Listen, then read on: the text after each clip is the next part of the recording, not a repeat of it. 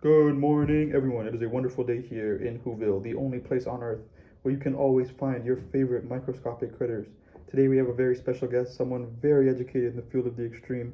No, he's not a snowboarder, it's something way more extreme than that. Please welcome our guest for tonight's episode, Tardy the Tiny Tardigrade, a real life extremophile. Whoa. Thanks for having me on today, and again, I'm so excited to talk all about extremophiles. Now, if you don't mind me asking, sorry for getting straight to the point, but just for the people at home, can you please explain in what ways specifically are these life forms extreme? Wow, that is so abrupt. You should really at least buy a microscopic organism dinner first before asking such personal questions. Well, myself and all my extremophile cousins have either evolved over thousands of years to exist pleasantly in conditions that would be extremely deadly to you surface dwellers, or we have specific genetic defense mechanisms that protect us from extreme conditions. For example, my not so good friend Deinococcus radiodurans, a species of bacteria, can survive radiation levels 1,000 times the toxic level for humans. Their unnerving nature allows it to survive in radioactive dumps. I know, talk about unsafe living conditions. Just kidding, both me and Mr. Reiner have something extra cool in common. We were evolved to survive in the most extreme condition.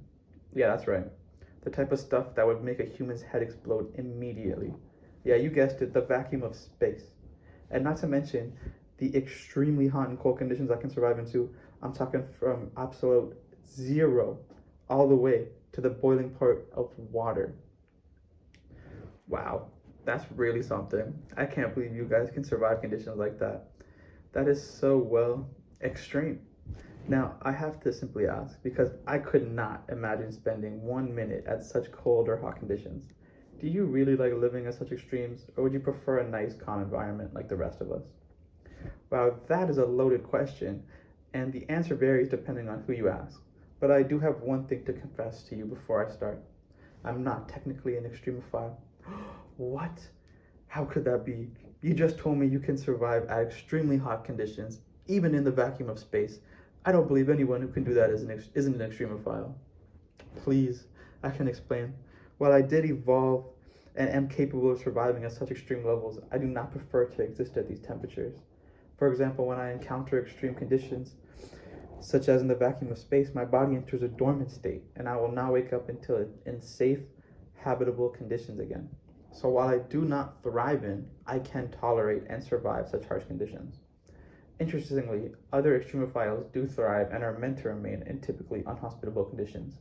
Many hyperthermophiles were evolved to habitate extremely hot, deep sea volcanic vents, and on the other end of the spectrum, psychrophiles can thrive in very cold environments. But both of these conditions would send me into hibernation and you to an early grave.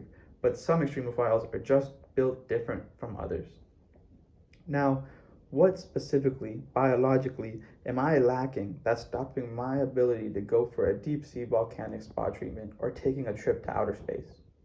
Well, as I mentioned before, each extremophile possesses different survival mechanisms that allow for the tolerance of certain conditions. Me specifically, I go into a long and deep sleep, a dormant stasis that allows my body to survive the most extreme conditions for a relatively significant period.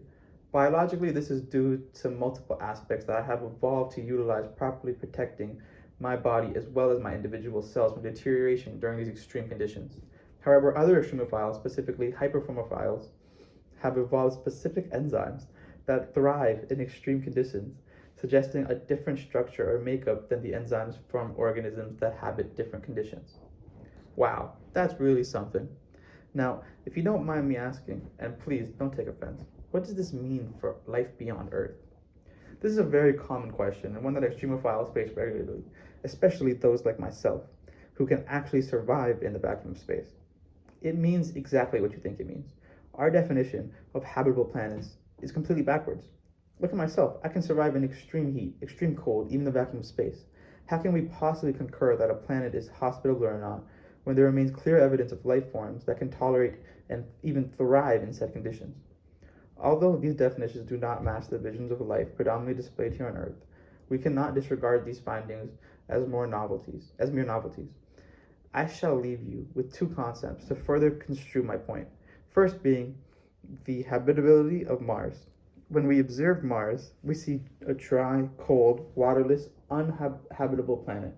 However, many types of extremophiles can actually and have been observed thriving in desolate Mars-like conditions.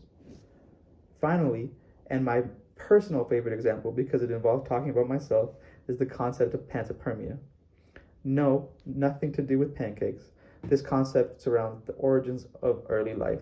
Most notably, we can concern ourselves with the mounds of space rock exchanged between nearby planets in our solar system.